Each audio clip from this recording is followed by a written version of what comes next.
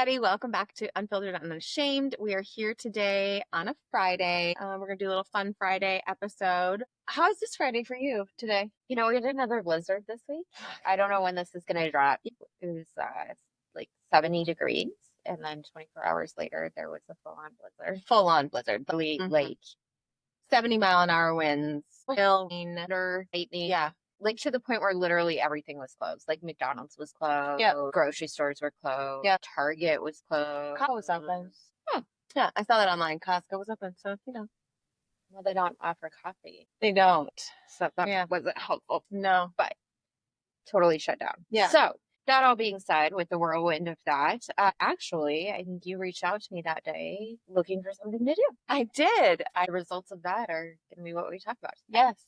How's your week been? Another snow day, right? So that was a little rough. I was a little lazy that snow day. I don't always allow myself to be lazy, but I took a nap, so it was great. You still took your kids sledding. I did do sledding in the evening. So that was my exercise. After the wind had died down. Yeah, it was a little more tolerant at that time. Today is my middle's 14th birthday. So I've been battling with trying to make it special. I think we've talked about this in a previous episode. Yeah. He's a boy. He doesn't care. I'm like, what do you want to do? He's like, I don't know. He wants to go play D&D tonight, which he's like, that's what I like doing. And I'm like, okay. So he just doesn't care. Which of course I'm like, but hello. What about me? What about me? Hello. But so I don't know. It seems a little odd. This sort of sums it up. I didn't order two drinks this morning, but I got a freebie and I'm drinking them both. So that says a lot. Just need a little extra boost after this week. Yeah. So, but when I was texting you and checking in and, how are you surviving another snow day? I don't even remember why I just thought about it, but I said, hey, do you have any personality tests? Now I remember why. Another friend had said, well, it makes sense that I do this because it's personality tests that I had done. And I said, hey, as a therapist, do you have any that you would suggest doing? And I prefaced with, no, not really. None of them are really valid. The problem is, the idea was to find like a free one that you could do online. Right. Yeah, I wasn't going to pay for it. Mm-hmm. And so, there's lots of personality tests out there online and, get on BuzzFeed and you can click on this and it means this and whatever. Mm-hmm. Are there some like legitimate standardized ones that people use within the world of psychology? Yes. Has their validity been tested? Yes. Has the validity of the results of the online ones been tested and or confirmed? No, not really. But what I did do, so with the caveat that some of it's kind of like astrology, I think, I did send you a link for one, 16personalities.com, and it's free. Yep. The history of it is that in Jungian era psychology, he developed a theory that people had different personality types. That was defined and researched, etc. We ended up with the Myers-Briggs type indicator. That is an expensive test to take. I've heard a lot about it. Yeah. But the 16 personalities kind of comes from the Myers-Briggs to tell you what your personality type is. The way that it's set up is that you get like 4 letters basically, right? So it's introversion versus extroversion. Intuitive or observant. Yes. Thinking, feeling, and then judging. And prospecting. What does that mean? I don't know. That's what it says. I believe you. Okay, so you get the letters assigned, and then that gives you your traits. So just for shits and giggles, you took the test. Yep. I already knew what my letters were. Yes. So I just went and looked at the description on the specific website because I had taken it before. So I am an INTJ, which means introverted, intuitive, thinking, and judging. And you are an ESFJ, which is extroverted, observing, feeling, judging. None of the traits are negative or positive. Sure. It's meant to be neutral. And if you're looking at the continuum of introversion versus extroversion, for example, you fall leaning one way or the other. Yeah. But neither of them are negative. So when you texted me your results, I was like, yep, we're the exact opposite right up until the judging, Yeah. which somehow. I mean, that's why we And judging here really is about decision making. yeah, it's not about judging It's not about people or judging being people bitchy or other I mean, things. even though we have equal levels of bitchy. Right. You're stronger in some areas of bitchy. I'm stronger in some areas of bitchy, which Right. equals us out a little bit. But yeah. But do you want to maybe go to your personality type on there? Yeah. Mine is considered an architect, and yours is Console? okay. And should we maybe look at strengths and weaknesses? Thanks. Okay. Here we are. Okay. So let's say your four letters again, and then what your strengths are. Oh, good Lord. You don't remember my four letters again. Okay. ESFJ. Okay. My four strengths are I'm people oriented. I can confirm. Spot on. Detail focused. Yeah. Collaborative. Very much so. Organizational skills, which I would agree with. Yeah, I agree with all of those. Yeah. What are yours? Yeah. Rational, Very. meaning reframing nearly any challenge as an opportunity to hone their rational thinking skills and expand knowledge. Informed, let's say, Very informed. yeah, like evidence-based opinions rather than hunches or half-baked ideas. Yeah. Independent. Yeah, I'd say that's true. INTJ stripes to do things their own way. You don't think. I know you mean that as a compliment. Of course I do. Determined, curious, and original. Yeah, very much. That sums you up. It really does. So Interesting. it feels fitting. Yeah. Weaknesses for you. My weaknesses are sensitive to criticism, which I don't know if I fully agree with. I mean, maybe sensitive in the fact that I take it to heart, which then equals I need to perfect whatever was criticized. So if someone says, hey, I like the way that you made that bed, but I would have done it Corners this could way. have been Right. tighter. And so then therefore it's not like I'm angry or upset that that was said. Now I'm like, well, fuck, I have to The make next this time you perfect. have to make the bed. Right. Or I will redo it then. I mean, like it would get that. So that's where I feel like that comes in. Avoiding conflict. I would agree. I just don't enjoy it. I mean, a lot of people do avoid Absolutely. conflict. I would just rather not have it. Seeking approval, which I don't like to admit, but for sure fits my personality. I want people to enjoy what I'm bringing to the table. I want people to appreciate what I'm doing, feel like I'm doing it correctly, and resisting change, which I would say no. We just had a conversation about how I can do other things. I can do other things. I just resist it. And I feel like I don't resist change because I live with people who resist change times 1,000 compared to me. So I feel like that isn't my weakness, but it makes sense that it is. For sure. What are yours? They're not good. Arrogant. Okay. Their self-assurance can bind them to useful input from other people. Well, I think the word arrogant is kind of harsh. I feel like I feel like you're I'm confident in what I know, but if I don't know, I will say I don't know, and I will like seek. Give me the knowledge. Dismissive of emotions For yourself. for myself, Not for others. But this definition on this says gets impatient with anyone who seems to value feelings more than facts. I don't know that that's true. It would be really hard to do I think you're good at showing people how the facts can change their feelings. Sure. But that's part of your job. I mean, right. Yeah. So I don't. Yeah, but not dismissive No, of feelings. I don't think so at all. You're the friend who you'll say that's valid. I understand why you feel that way. And that feels good to hear sometimes because you just feel like you're out of your fucking mind. I feel like I'm out of my mind about situations and just have someone say, no, that's bad. Yeah. Yeah. And so yes, I don't feel like that's correct with you. Anyways. Overly critical. I mean, I could see that a little. I think it depends. Yeah, it depends. Situation based. Yeah. Mm-hmm. I would say I'm more critical about like systems than I am about specific people and what a specific person is doing or specific action. Yes. Like collectively, I think their picture can be critical. You're somebody I feel like will actually overlook a lot of things that other people wouldn't about people. Yes. Yeah. Combative. People with this personality type hate blindly following anything without understanding why. That's fair. That's very fair. I'm not fighting, but I can get, according to this, caught up in arguing about useless rules and regulations. Yeah.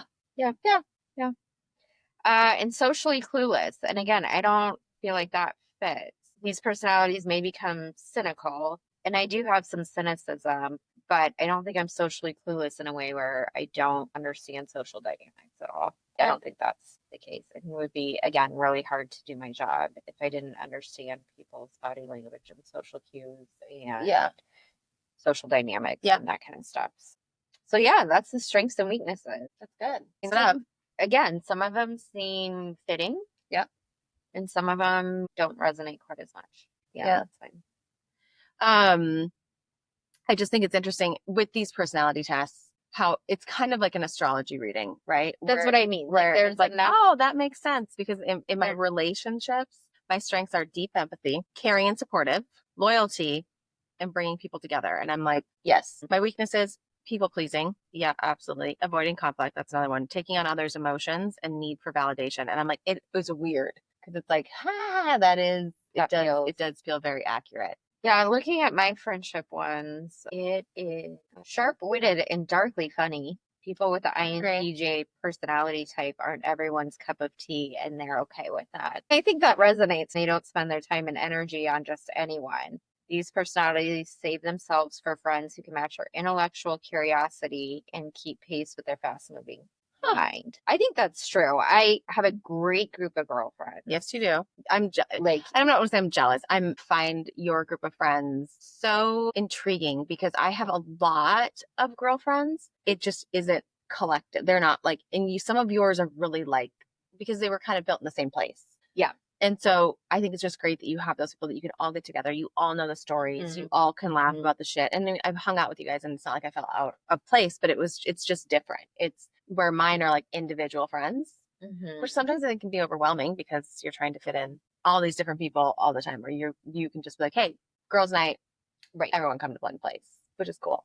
Yeah, I think, I don't have the largest group of friends, but the ones that I do have, I think there's a depth to the relationship. I think you need a bigger word than depth. I feel like you just really bond with people in a way that makes them feel secure in your relationship, makes them feel welcome at all times. And you're very good at communicating when you need space, when you, like that sort of stuff. And so I feel like your friends just have it's a very safe friendship. And I think that's super cool.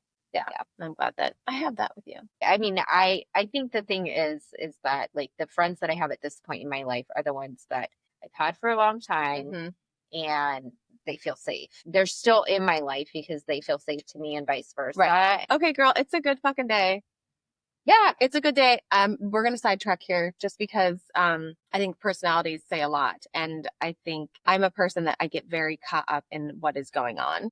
And it can really, I think most people do, but the avoiding of conflict or the trying to people please. So I'm always trying to make sure everyone's happy. And sometimes it puts myself on the back burner. And we had a conversation earlier about, the universe just slamming the door in your face. And then also kind of like opening the window, but also holding you up to see, no, like stop doing this.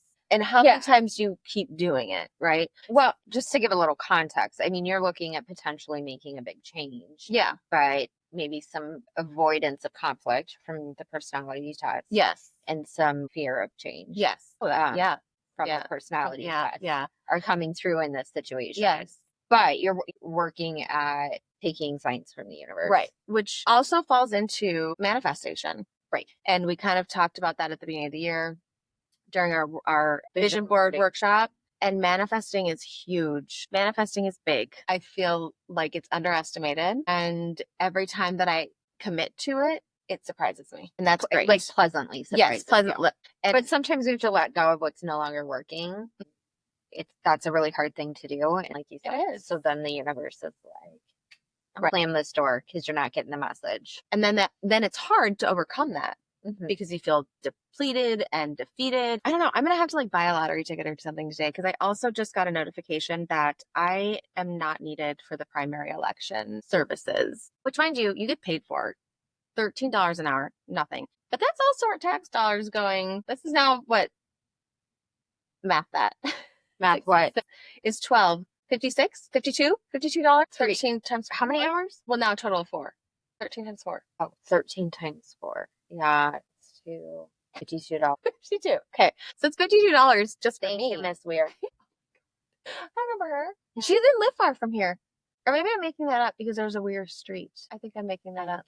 I Anyway, have no idea where she lives. I don't either. I don't know why I thought that. Anywho, we're on a fun tangent. But with the election thing, I have to serve four. One, the first one was forgiven because they weren't needed. And this one also, I just got off of, how would you say that? I just am no longer needed. Been released. I've been from released. duty. Yes, my services are no longer needed. And the coolest part was that it fell on my 20th wedding anniversary. So now you guys can So go to now we lunch. can go to lunch. Yeah. Which is so lovely. Yeah, because we talked about adult disappointment. Yes, and that was a big one. That was one of the things Yeah. that was disappointing. I don't know. Today is a good day. I'm gonna have to do something. Well, buy a lottery ticket. I think I will. Good day. Manifest. Bring it all the way around. And it can be the smallest things. It can be big things. I mean, the fact, like, how excited I am of this is wild. But I think it's also, I don't like being told what to do.